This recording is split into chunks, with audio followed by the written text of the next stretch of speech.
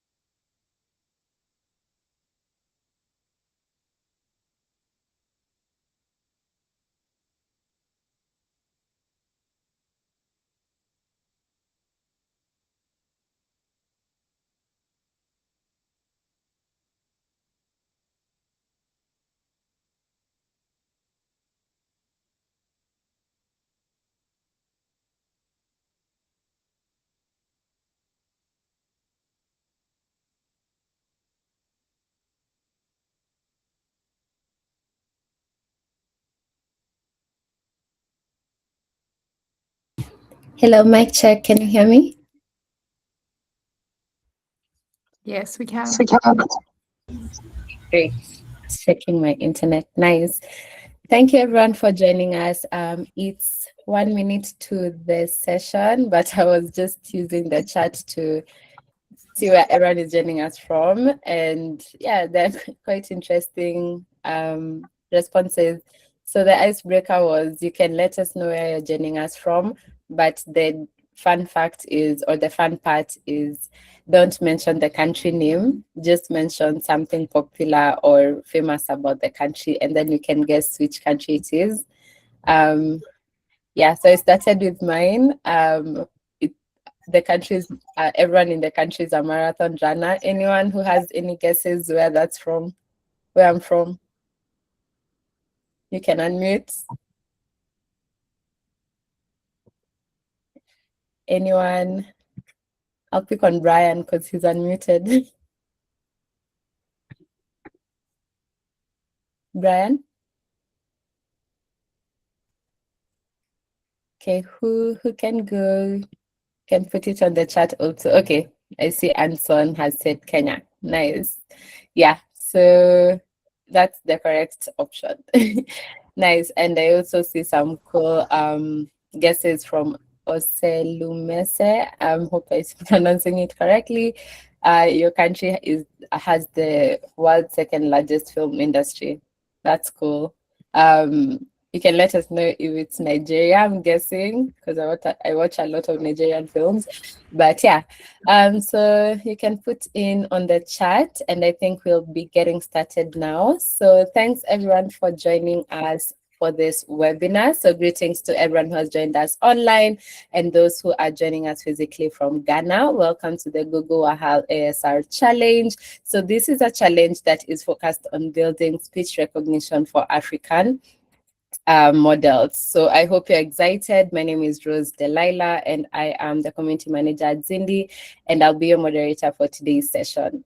So without further ado, I want to walk you through the agenda. And for today's session, when you join, please mute when you're not speaking because you're going to have presentations from the team joining us. So we want to avoid any background noise. And also, if you have any question, feel free to put it on the chat. We'll circle back. And in case also you have a question you want to raise your hand and ask, we'll have a Q&A session that you can do that.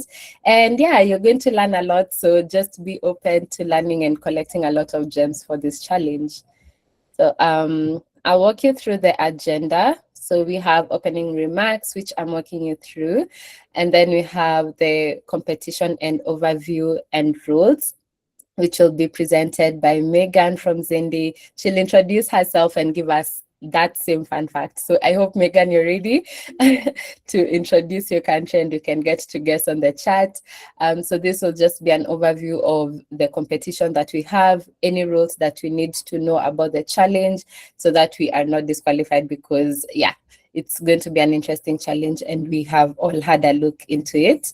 We also have a dataset walkthrough by Mohammed and also a walkthrough of Gemma models and starter script demonstration, just to get familiar with the models that we're going to be using, and also some live Q&A for anyone who has questions. But I already see on the challenge, you are all active and yeah, you're all submitting and that's amazing to see. And then we'll have a close of the session. So after that, I would love to introduce Megan Yates from Zindi, who is going to walk us through the competition and give us the rules of the challenge. And yeah, anyone who has their hand up? Okay, Megan, to you. Thanks so much, Rose. Just to kick off, a very short intro. My name's Megan. I'm one of the Zindi co-founders. For anyone new to Zindi, I think most of you are quite familiar, but if you're new to Zindi, we're an African data science and AI community and challenge platform bringing together AI builders from across Africa to solve meaningful challenges, develop skills, connect with organizations working on real-world challenges. Tonight, we're very excited to introduce the Google Waxal ASR challenge on Zindi. Before I explain the challenge itself, I think it's worth taking a moment to understand why the Waxal dataset matters so much. Obviously, speech is really important in terms of how people interact with technology. ASR, automatic speech recognition, allows computers to take spoken audio and convert it into text. This can be used in things like voice assistants, used for captions, transcription services, etc. But obviously, these technologies do not work well for every language. And I think, as many of you know here, many African languages remain significantly underrepresented. And without sufficient data, it's very difficult to actually build systems that understand these different languages, the accents, the speakers, and sort of real-world recording conditions. And this is where the Waxal dataset comes in. It covers 27 African languages spoken by more than 100 million people across 26 countries. I think what's really important is the openness of the data.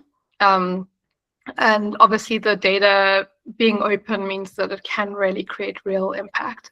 And that's why we're really excited to host this challenge on Zindi. So what are we asking everyone in the challenge to build? So the idea is that you develop an ASR, an automatic speech recognition model, that listens to audio recordings and predicts words that are being spoken. We are focusing on 3 languages to keep the challenge contained and manageable. And those languages are Lingala, Shona, and Luganda. I think what's important about this is obviously the goal isn't just to build a model that works well on the audio that it's already encountered, but to have a model that can generalize really, really well. And that's one of the challenges in speech recognition. In terms of the challenge, we've divided it into 2 phases. If you don't mind, Rose, I'm just going to share my screen if that's cool with you. And I'll take everyone through the challenge. Okay, hopefully you can all see that. All right. So the idea with the challenge is that the main page, I think, as you know, gives all of the information. On the data part of the challenge, you'll find how we set the challenge up. So the Waxal dataset is available on Hugging Face. And you'll see, if you've read through the rules, that phase 1 is using the data that's available on Hugging Face. The idea with this part of the challenge is that we know that the answers for phase 1 are available online. I think this has been pointed out in the chats as well. But the idea of this phase is really to let you get to grips with the data, experiment, find a teammate. So look on the leaderboard, reach out to people on Zindi, find a teammate, and really use this period when you have some time to work on iterating and experimenting and doing better with your model. Phase 2 is when the real evaluation comes in. You might notice on Hugging Face that there are different variables available there, like gender, the speaker name, etc. So there's a few pieces of metadata available there. Those are not going to be available in phase 2, which is really important. So you're going to have a situation where you only have the audio, and the answer we're looking for is obviously the transcription. And so that phase 2 dataset is going to be released in the last week of the challenge, so a week before the challenge ends. I think the date is around the 27th. And that means that all of the final rankings on the leaderboard on Zindi are going to be determined by that phase 2 dataset. So just a quick summary: phase 1, iterate, experiment, team up with people, see how you're doing. Try not to use the metadata available on Hugging Face for your models. And then phase 2, that last week, is when the real evaluation will happen. In terms of how we're evaluating the challenge, we are using word error rates and character error rates. You can find the information on the main challenge page. Those each have a 50% weighting. Word error rate is obviously looking at the word level, character error rate at the character level. And both of them are looking at how correct your transcription is by counting insertions, deletions, and substitutions. So obviously, if you have fewer corrections in your transcription, you're going to be performing better. And that's going to be, that's going to essentially determine your final evaluation. I would obviously also encourage you to really use the chat. We've tried to respond. There's been a couple of questions around licensing, pre-trained models, etc. in the chats. And yeah, please post any questions and we'll try and answer them as quickly as possible. Cool. I think that covers pretty much everything. Yeah, back to you, Rose. Thank you so much, Megan. Maybe I can prompt you for another thing. Maybe you can walk the participants through maybe any rules in terms of forming teams that they might need to be aware of in case they haven't formed any teams and all that before the challenge closes. Yeah, good question, Rose. Thank you. So teams are the team limit for this challenge is teams of up to 4 members.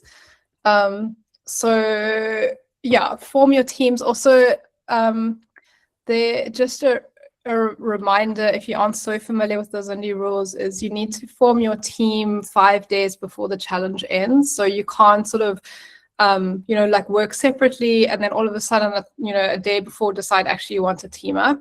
And that's really where phase 1 comes in. Like, use the time now, find your team members, try and work out who you're gonna compete with. But make sure that you form your team early enough in the challenge. And then the rules at the moment for this challenge are quite standard around like normal Zindi challenges. You have 5 submissions per day and 200 submissions overall. And obviously the idea is that the basic rules of Zindi is not to share across participants, to try and have a leaderboard where we can really see who's performing best. Some of the chats the idea is that this is like a learning exercise challenge, and a lot of the questions have been around pre-trained models, etc. If you go and read the chats, you'll see that, this is really a challenge. I think what's great is Google Research as the host is really open to people experimenting, using what they can, and for everybody to learn from it. So take that as sort of the guidance. If there's anything that's unclear, please post in the chat and we'll try and respond as quickly as we can. I see a hand from John Peter. Yep. Yeah, thank you for that brief introduction. I'm John Peter from Ghana. I'm interested in trying to know the 5. If we make the submissions for the 5, how long would it? Are we going to get a response back immediately? Yeah, exactly. So the way it works on Zindi is there's a reference set. So you'll see that we've given you a test data set. You're making submissions for that test data set. You're uploading your predictions, and you get a score within a couple of seconds on Zindi for those predictions. I think what would be useful, maybe what I can show you quickly is, just in case it wasn't so clear, let me go back here. So you'll see on the leaderboard that the 2 submetrics, character error rate and word error rate, are 2 submetrics that get normalized, and then we use a weighted mean to combine them into one single score here. To your question, what happens is if you go to, you can see all your submissions on your submissions tab. Obviously, I was just doing testing, so don't look at my submissions. I did get a perfect score, but that's obviously because I was testing the reference. But if you go to submissions, you'll see here, all you do is you drag your CSV file in here and you will get a score. It'll take a couple of seconds and you'll see your score here, and you can use this drop down to get the values of those submetrics. You can see how you're performing against the word error rate and the character error rate metrics.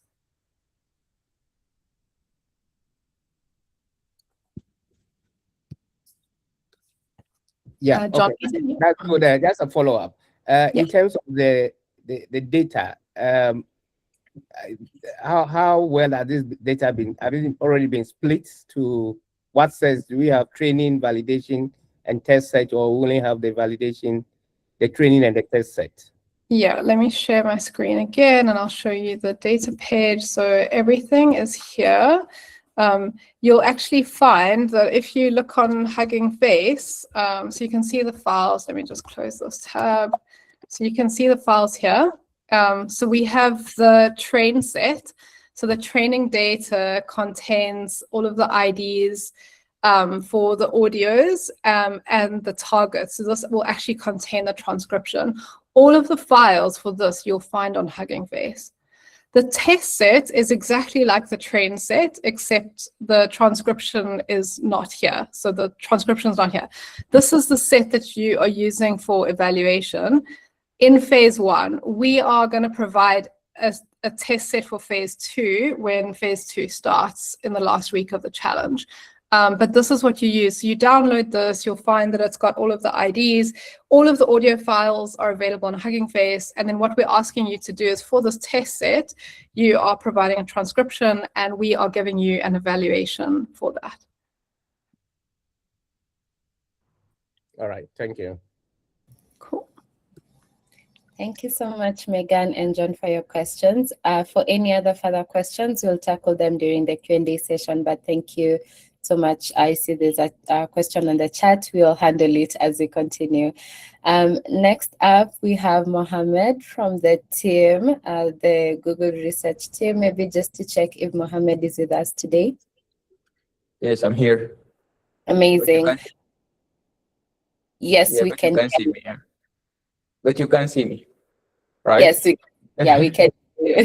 But yeah, please introduce yourself and you can walk us through the data set, the Waxal data set, and explain the data structure, key features, and everything we need to know just to be ready for the challenge. To you, Mohammed. Okay, thank you. Let me share my screen. Prepare some slides here. Yeah, so yeah, welcome everyone. And thank you so much for joining the webinar. My name is Mohammed, and I'm a software engineer at Google Research. And today I'm going to give you an overview of the Waxal dataset and try to reiterate on some of the things that have been said to get you started with the hackathon. So here is what we are going to cover in the next 15 minutes. First, I will talk about the Waxal dataset. What is it? Why it was built, and the languages that it covers. Then we will get into the specifics of your task. What is the format of your submission? How is your submission is going to get scored? And finally, I will conclude with some challenges that you might face during the hackathon and some practical tips to get the most out of your model. So let's get started with the big picture. So in Africa, we have more than 2,000 languages, yet most of these languages doesn't have speech data, which means like transcription tools, voice assistant, accessibility feature are not available for hundreds of millions of users. And that's, we call it the digital silence problem. So the Waxal dataset is the response to that problem. So this dataset was built through a multi-year collaboration between Google Research and local universities such as University of Ghana and different community organization. And it has two components. There is the ASR component for building models that will generate text from speech. And then there is the TTS component for doing the opposite thing, developing models that will generate speech from the text. But the focus of the competition will be only on the ASR side, only on 3 languages. So the map on this slide shows the languages that are covered by the Waxal language, by the Waxal across Africa. And the countries that highlighted with the blue color represent countries with languages that are not part of the competition. and the yellow part represent the competition countries. And these are home countries for Lingala, Luganda, and Shona. And approximately represent 65 million speakers. Yes, so now let's look at what is inside the Waha dataset. And if we focus on the table on the right side, this is what is inside one example. So first we have the ID, which is a unique string for the example across the whole dataset. And it's very important. That's what you are going to use during the competition, especially when you do the submission. You will receive a list of IDs for the test. And for each one of these IDs, you will generate the transcription. Then there is other metadatas, such as the speaker ID, the gender, and these are important if you want to do some analysis of the diversity of the examples that you have. Then we have the transcription, and this is the ground truth that the model is trying to predict. And finally, we have the audio, which will be an array representing a 16 kilohertz waveform. It's also important to mention for each language in the dataset, there are 4 splits: train, validation, test, and the unlabeled split. So the unlabeled split is contain many audios, thousands of audios, but it doesn't have any transcription. So this can open the doors for people that who want to use advanced technique for semi-supervised learning. The train split is what is you're going to use for developing the ASR model. And the validation is for tuning or model hyperparameter during the development. And the test, this is what you are going to use for phase 1 submission. I can actually play one audio just to give you a feel of how does it sound. Omusajja atambula mu nsozi. Ensozi muliyo gy'atambulira mulimu agayinja oba gayite enjazi. Omusajja ono ayambadde Hello. jampa. So Apologies for that. I don't know who has unmuted. I don't know if it's on that end. oh, you can hear it? Oh, yes. No, we Oh. can hear it. It's good. We can hear it. Yeah. Ah. You can. Yeah, Okay. So this audio I want to show this audio to show you represent a natural speech. There is a bit of background noise. It's all intentional just to capture what will happen in real world. So the task or specific task. So probably you'll have to do 3 things. First, you will get the data from Hugging Face. You will get focus on Lingala, Shona, and Luganda. And then there will be the phase of you developing your ASR models. And the last phase will be to submit. So I want to talk more about what is the submission format. So it will be a CSV file that will contain 2 columns. The first column is the ID that you will find on Zindi platform in the test.csv file. And then you will generate the target column, which is the model transcription. So that's it. 1 prediction for each ID. And again, the score will be a weighted average between the word error rate, the character error rate. So these are metric. Basically, they try to match words to give you to calculate the score. So we have the reference, and then we have the model prediction. The word error, we look at the word level, and the character, we look at the character level. So the choice is, why did we choose that metric? Because in African languages, the same word can have different orthographic. So relying only on the word error rate can be too much penalizing. Because maybe you can only miss by 1 or 2 characters, and the word error rate will just completely say this is wrong. Yes, so Okay, so let's talk about the challenges. So there are two main challenges. In any real-world scale data set, you should always expect there will be some issues, maybe empty transcription, noisy audio, empty audio. So it's important to always do a sanity check of this problem to clean your training data set from it, to make sure the model will be trained on very clean data. The second problem, if you want to train an automatic speech recognition model from scratch, this will require a lot of compute and a lot of data. So you need to be very smart about how to approach the problem. And that's what I'm going to talk about about the tips. So the fairest thing is always to try to start using a pre-trained model, which are models that are already trained to generate automatic speech recognition.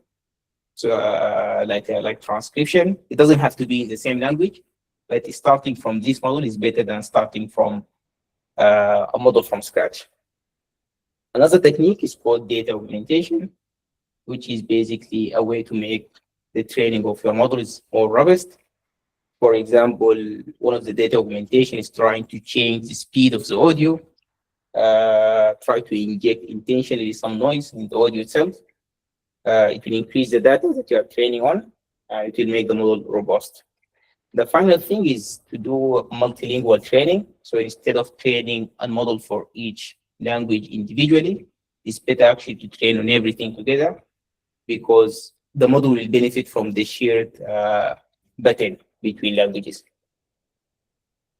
So these are the resources. The dataset is on Waxal. So the Waxal dataset is on Hugging Face. We have a paper about the dataset. You can go ahead and read about it. Most of this information is also available on Zindi Challenge webpage. And we also have a starter called Notebook that we show how to fine-tune one of Google open source model to do automatic speech recognition. And I will go through it. So that's it, and thank you.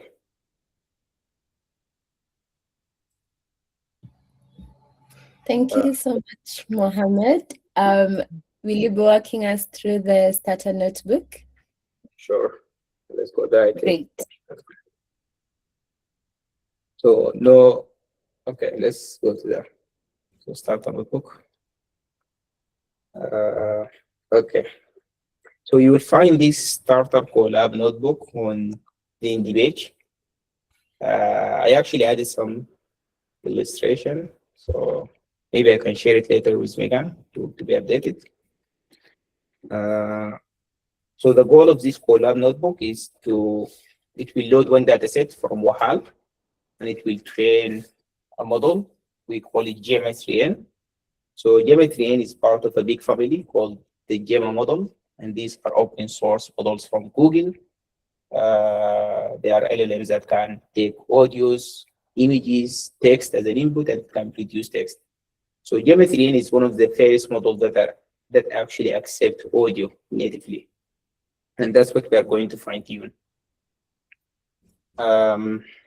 So first we'll start with installing the dependency in the collab notebook. We load the Waxal dataset, then we prepare it for our model, Gemma 3N, and then we will run the fine-tuning using an approach called LoRa, and it's an efficient way of fine-tuning. Instead of fine-tuning all the parameters in the model, it will look at all their subset in the model. And then we are going to do a quick evaluation. So let's start with the dependencies installation. I think it will take like 20 to 30 seconds. It should be done soon. Maybe while it's the loading, we can talk about this one. So the model is hosted on Hugging Face. It's called it's under Google repository. It's called Gemma 3N E2B. There is also another version, a bigger version called 4B, but we will focus on in the 2 billion because of the resources. Then the Waxal dataset is also available in the Google repository under the name Waxal NLP. And the language that we are going to focus on is called Shona, and this is the language code for Shona.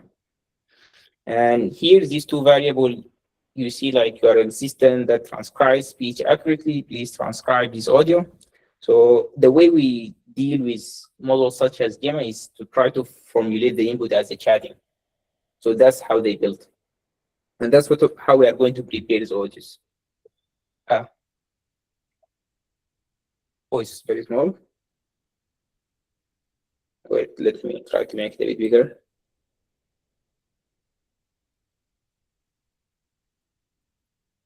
I hope it's better. Yes, we can see it.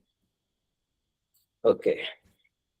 So we are going to prepare our data in this format.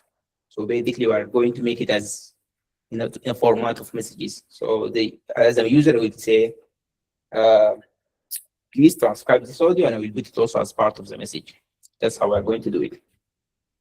And then there is a sampling rate, which is important because the model itself, when it was pre-trained and when it was trained on audios that are sampled to be 16,000. If you try to train it again on a different sampling rate, it will not work. It will just generate gibberish. So now for LoRa, this is our fine-tuning approach. Again, it's called LoRa, and it's efficient pair fine-tuning, and it can be controlled using 3 parameters. I think the most important one is the LoRa rank, and this kind of represent how many parameters that we are going to fine-tune. So the bigger this number, the more parameter we are going to fine-tune, but the longer it will take and the more resources it will need. And also here, this represent the layers inside Gemma's VN that we are going to fine-tune the parameter. So here we are all looking at two layers. So the value projection and the output projection, which is something related to transformer in general. Lastly, here is just some variable for the learning rate, the evaluation step, like how frequently we are going to evaluate every 10 steps, how frequently we are going to log 10 every 10 steps, the save step, and also the maximum number of training. So here I just make it 20, just for the sake of the demo. You can do it as, see, in practice, it should be like around 10,000, something like that. It will take a long time. Okay, so before we can do anything, we have to authenticate to Hugging Face. And so just you go to this link, and if you have already a token, you just paste it in this input. Otherwise, you create a new token with the required permission. So this token is necessary because you will try to get to a hard data set. So you have to get authenticated, and also you have to load Gemma models. So it needs some how do I call it? You need to agree to some licenses and some things. So they need to make sure you are the right person. So either way, I have it copied here. Let me paste it. So I'm authenticated. So now let's talk about how we are going to load the dataset and how we are going to prepare it. So each record, when we say load dataset.load Shona, basically we are receiving a list of items or a stream of items. So each item will contain audio, which is in itself a dictionary. Inside of it, you will find the sampling rate, you will find the audio array itself, and then also you will find the transcription and also all the other metadata that I spoke about in the presentation. I didn't put it here, but you will find it also. But that's what we'll focus on right now, just the audio and the transcription. That's what we want. After that, we are going to do the resampling of the audio. As I said previously, the sampling rate is very important. So we have to make sure the audio is resampled to 16,000. I think it's already resampled in the main dataset, but it's good to make sure it's resampled. So let's talk about the message formatting. So the batch processing is just basically performing this process in multiple batches. So instead of running one example at a time, it's better actually to run it 8 examples at a time. So it will be faster. to make use of multiple cores in your Colab notebook, if you have any. And then I think this is the most important part. So this part is about trying to formulate your input as a sequence of messages, and that's how the geometry can work. So the favorite thing is the system instruction. So you can think of the system instruction is kind of like as a general instruction that the model will apply to everything that is followed. So our system instruction, if you remember, where is it? It was actually a very general thing also. We have a system that transcribe. You can put anything, but you can experiment also with modifying, with including as much information as you want. Maybe you are an expert at transcribing Shona language or something like that. Wait, yeah, I'm here. And then here, this will be the user message. It will contain please transcribe the audio, and we'll put the audio. And then we have the final dataset. So if you look at it in a code, it's just something very simple. The same thing is just we took the audio, we put it in a list of dictionaries, and we just run it through. So it's very simple. You can go through the code. So let's run it.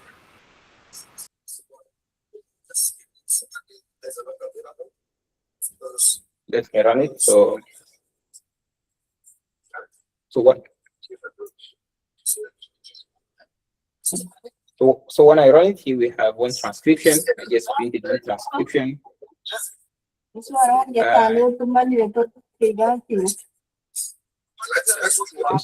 Sorry, is there a question? No, sorry, apologies for that. Priscilla, please, can you mute? There's some background noise coming from your end. Unfortunately, we can't mute you. Please mute on your end. Okay, thank you. Okay, thank you. Back to you, Mohammed. So here is just one transcription from the dataset. We have the audio shape is 253,000, and the sample rate we confirmed it is 16,000. We loaded the train and the validation, and here we will load the model. It's also very simple. How to load it is just what is the function?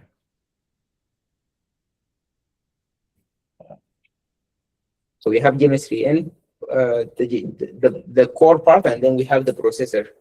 So the model, in general, we will find this kind of pattern. You are in plugin phase. So there is a model, and there is a processor. So the processor is the thing that converts the input to numerical value for the model, or it's called tokenization. And then the model itself will take these values and generate whatever output it is. So we have the processor, we have the Gemma model, and we have its processor loaded. I think it will take some time because I already loaded it before. And now we'll talk about the data collation. I mean, data collation in general is when we try to train, when we try to train our model, we are going to collect example together and put it in one batch. But here we're not only going to do that. We are going to do that, but we are going to add also. We are going first to format the messages that we created in the previous step using a function called apply chat template. So during the pre-training of the model itself, or when they created the geometry model, it was trained using some kind of structure like this. So we have to make sure we also match the same structure. And also we are going to generate the audio feature. So it will do two things. It will format the messages as this template, and then it will extract the audio feature from the audio. And finally, it will just batch together, remove some. It will. So this is very important. So we have different audios. They have different lengths, right? So you can actually group them in one batch, unless you do some padding. So it will do this step as well. So the final output will be input IDs. That's what we want to represent the text, the attention mask, the labels, and the audio feature. So let's run it.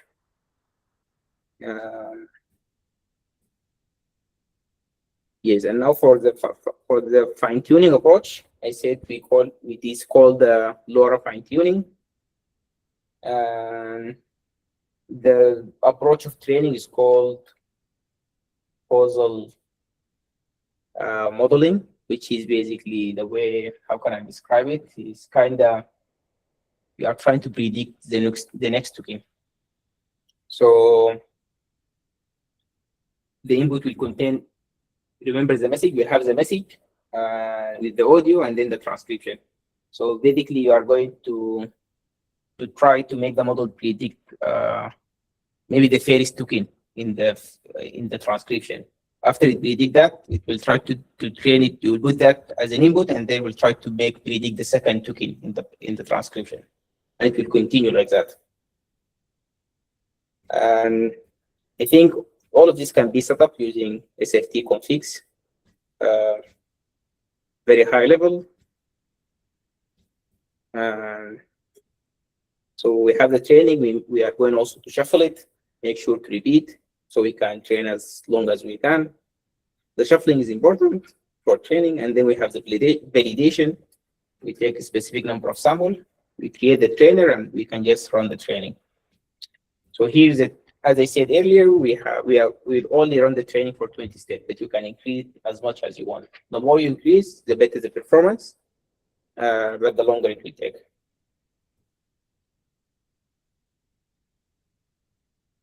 So it takes some time. It takes some time.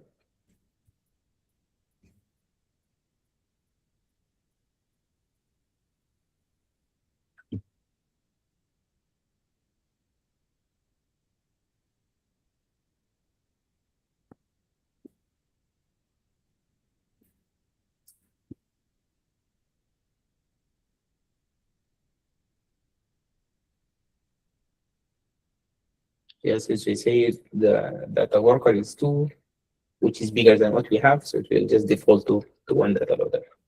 It's just warning message. Not a big deal. So the training is starting now.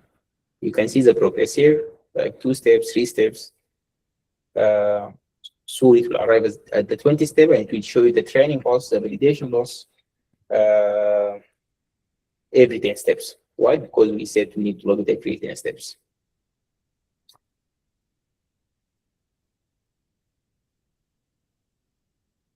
Yeah, it takes a. Just wait.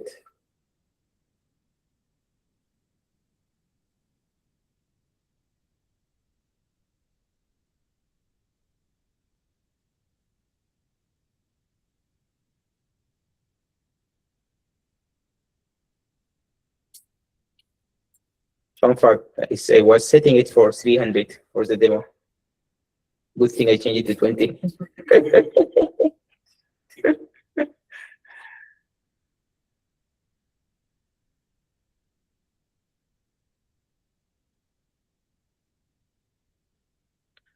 But I'm sure you've run it for both the 320. Mm. Which Yes. one? As in, is the difference in performance comparable?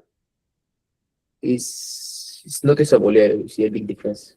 Not big difference for 300. Maybe you can start seeing differences when it's become 1,000 or more.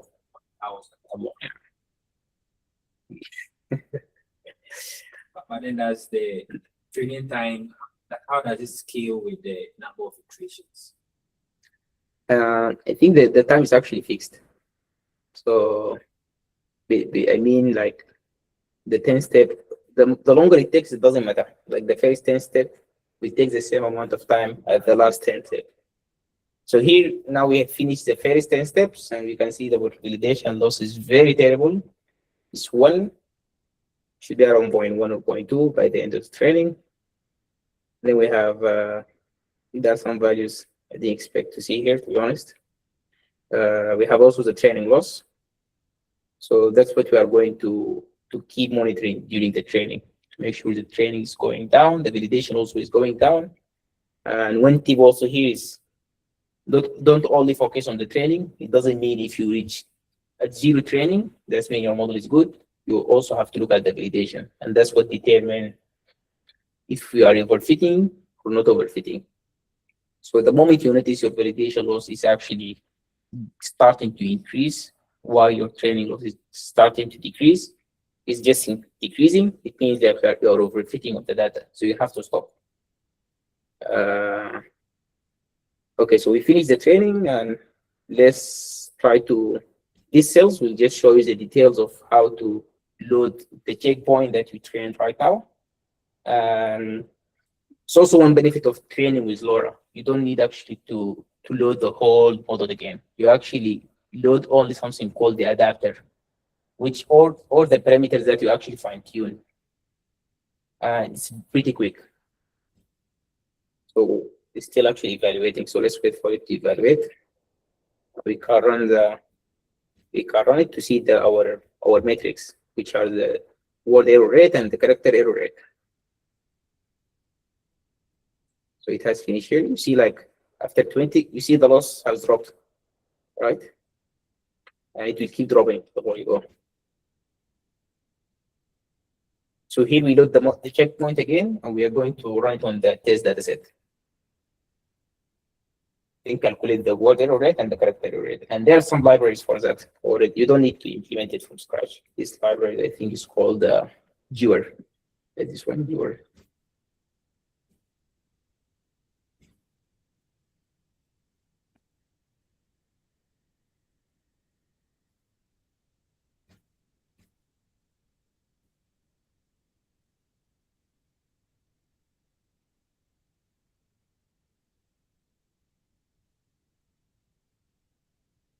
Yeah, I think it will.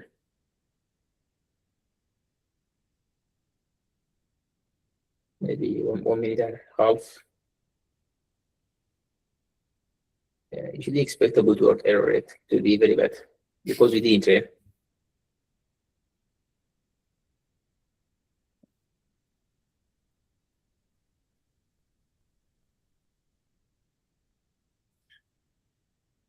Okay, so while we are waiting, maybe I can talk about some tips also. So I said you can increase the number of training steps. You can also look at, where is it?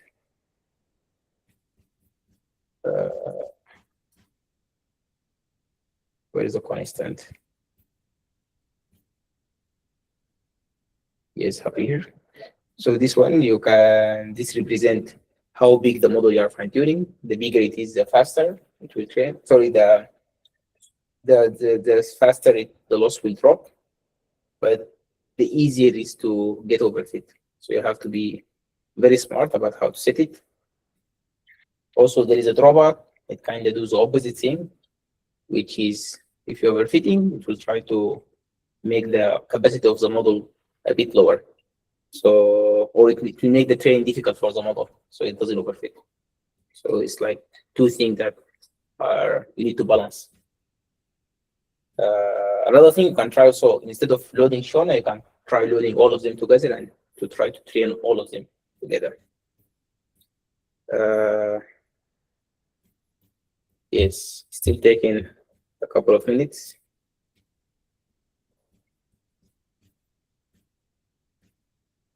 Maybe by the 3rd minute, we'll have it. Yes. Nice. Oh, sorry. So I wanted to know Maybe if you give it how did you use the browser to actually clean the audio signal surface. So up there, you actually use the browser. So I wanted to know how did you use it to actually clean the audio signal from actually noises and stuff like that. Well, I'll try to repeat the question. So how did I use Librosa to clean the audio, the noise audios, right? So in this Colab notebook, I didn't do this. So that's something maybe as an exercise for you to do. In fact, we are not even using Librosa.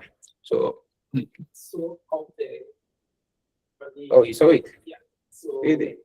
if you scroll out the input, yes. I'll be surprised actually if they used it.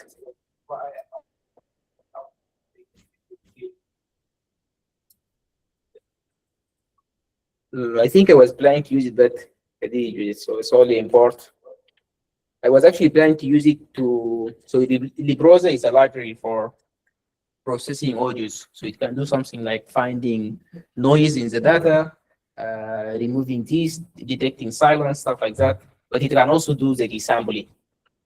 So the resampling, it has many algorithms to do the resampling of the audio. So I was trying to do that one, but apparently it's actually supported by Hugging Face audio.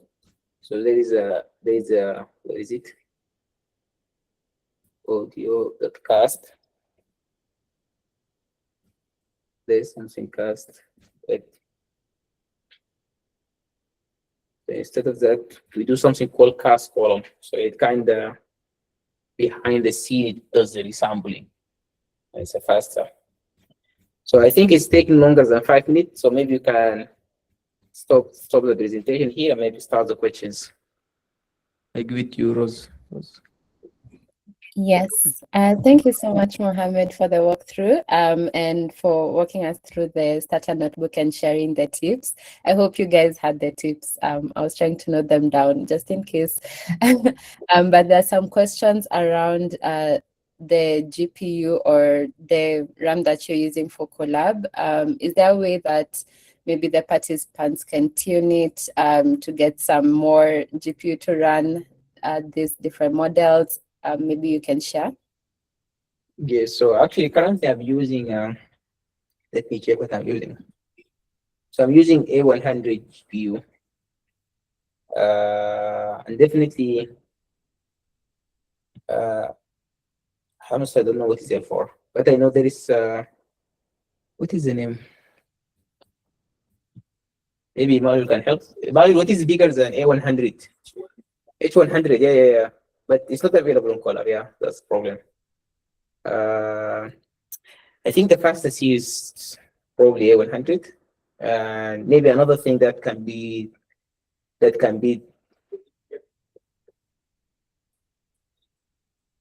sorry, what? From Google Cloud. So maybe there is some customization where you can actually get access to H100 from Google Cloud. But another way is to, so to get this A100, actually have to subscribe for Pro. And one way to speed up the training, you can actually utilize multiple A100. You can utilize multiple GPU. So basically, you will load the model. If you have 4 GPU, you will load the model 4 times, and you will divide the training data set between all of them. And when you calculate the loss, you average it across all the GPU, and you do the backward, back propagation in all of them. That's one way of speeding it up. The other way is to actually try to get a bigger GPU, and as Emmanuel said, is to go and there is a way to get from Google Cloud, but these things actually are somehow pricey. So yeah, I hope I answered the question. Because Yes. And okay, so maybe for those who are using a free version, is there a way they can have a workaround the challenge using the Collab? I think using the free version of the Collab notebook allow access into some GPU. So there is one called T4. I think this should be available. Actually, I should have run it with T4, the demo. But I want it to be faster. So there is T4 GPU. It's a bit slower, but it's available for every account of Google Colab. But then also there is a time limitation. I think they have 4 hours. 4 hours. 4 hours. So maybe a workaround for this problem is to actually make sure you are checkpointing your progress. So not to, see, for example, if like lost the electricity, you need to make sure that the model has been checkpointed. Yeah. Yeah. Uh, okay, wait.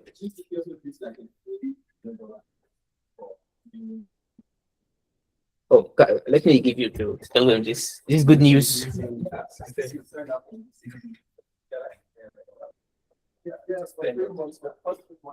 Right. So you could start and spend it for the hackathon. So if you have unless you've already spent your $300, sorry, but if you've not signed up on GCP, once you sign up, you should get. Yeah. So for the duration of the hackathon, that would work, right? So $300, I think that would work. Well, create a new Gmail account. Right. So that would work for you.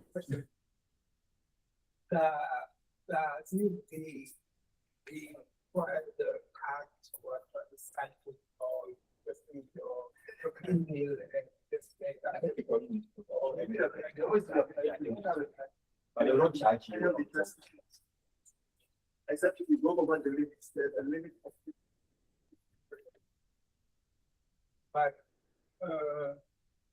can we use also the things like Kaggle to? Oh, yes, definitely. Kaggle is there. Okay, so I have some good news here. The model has finally calculated the word error rate and the character error rate. But your question, yes, it's possible also to export this Colab notebook. I think you say download, like as IPYND, and I'm sure Kaggle will allow you to upload this file, and you can run it using the GPU also. Back to you, Rose. Do you have more questions? Great. I think the question around the notebooks might have been answered. You can check in the GCP option, and also Kaggle notebooks can also give some bit of GPU, so you can try using that, and also increasing your RAM on Google Colab. Hopefully, yeah, it can be able to support for the challenge. So those are the questions. Is there anyone who has another question from the online platform? You can raise your hand.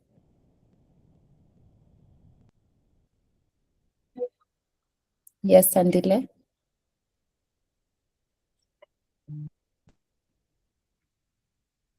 Feel free to unmute.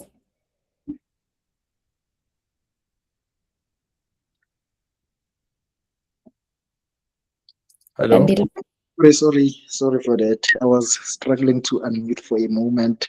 I just wanted to ask, provided that it's my new, provided that I'm new on Zindi, I just wanted to ask if is all the scripting and the workarounds. Sorry about the noise. I just wanted to ask if the workarounds and the scripting is all done on platform or on the Zindi platform, and is there like third parties that are allowed to be used on the platform, or everything is just clustered and contained in there? I think this is question for Zindi, right? Yeah, that is right.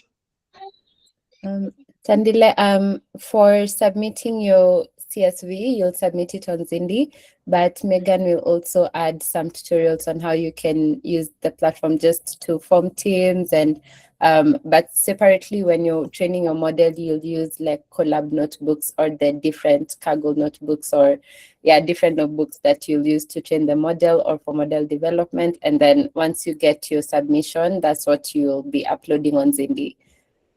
All right, got it. Thanks. Thanks. A tutorial too, so that you see how to submit. Thanks a lot. Appreciate it. Okay. I think there is a question from Prof. Isaac, but I lost it. Can someone read it to me? From Israel. From Isaac or Prof. Isaac. I saw a question in the chat, but I don't see it here. Maybe Isaac, you can raise your hand in case you had a question.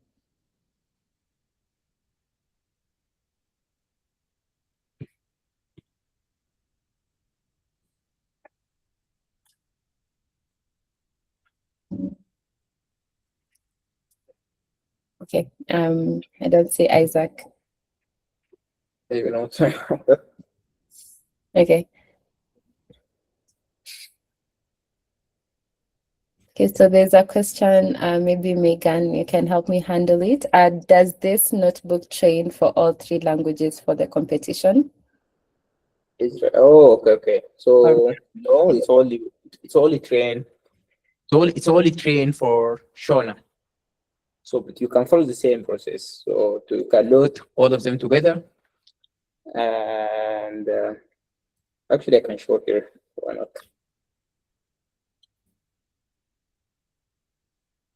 Where is it? Load data set. So you see here we have this is our raw train. So it's kind of, you can think of it like iterable. It's something that is not materialized. What you can do, you can load three raw train, one for each language. And I think there is a function that can combine all of them into one. So as a summary, you can train on all the languages just by modifying this part only. And then I think complete now. What's going on today? We are using the electric bar. Hello, can you hear us? Yes, we can hear you. Oh, okay. So yeah, so basically we just but by changing this part and running the notebook again, we can train on all of them together. So that's it. Yeah, so it is in the cell that load the dataset. Yeah. It will show some. Oh yes, please let me give you the.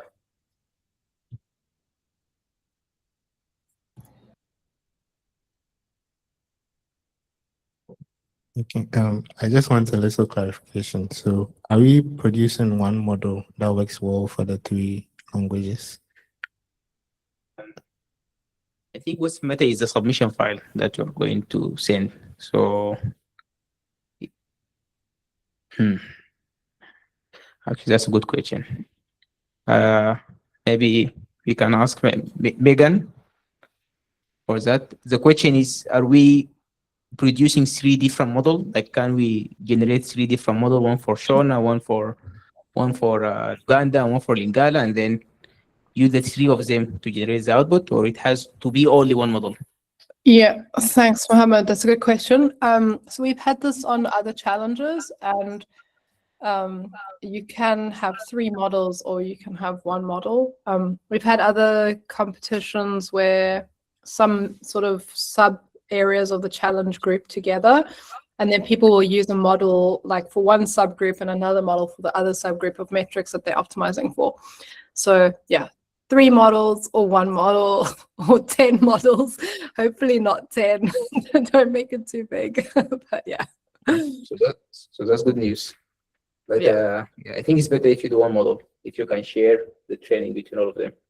I mean, general tip, but you can try experimenting.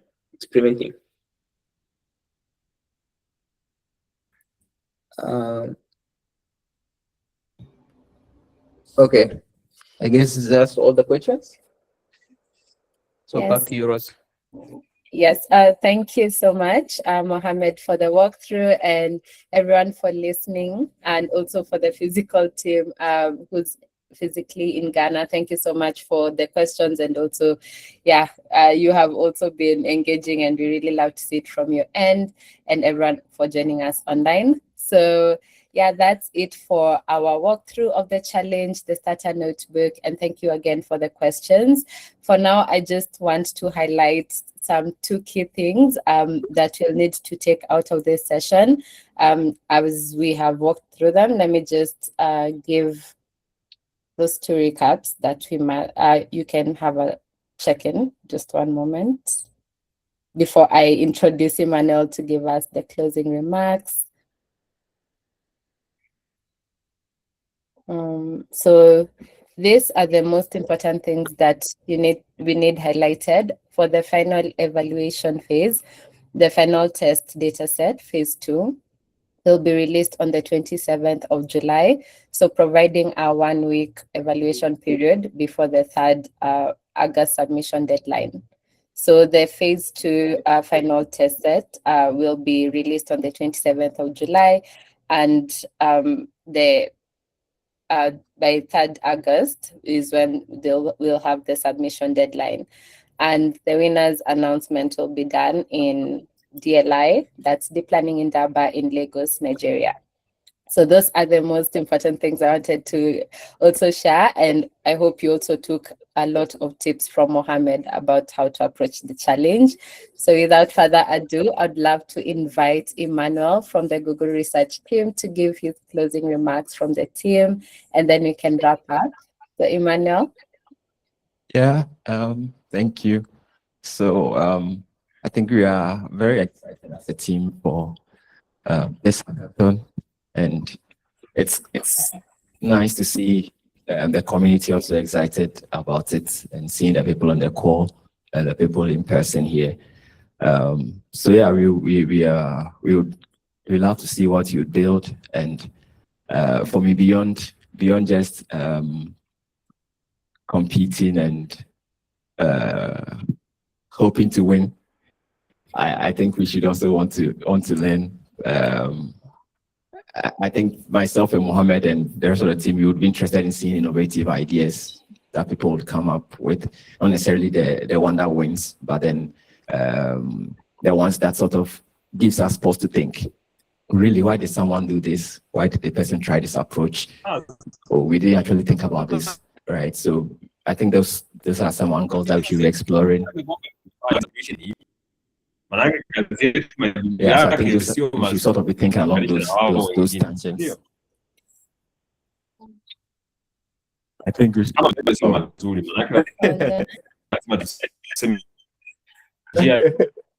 Leonard, can you mute? Hello, Leonard. Leonard, can you mute?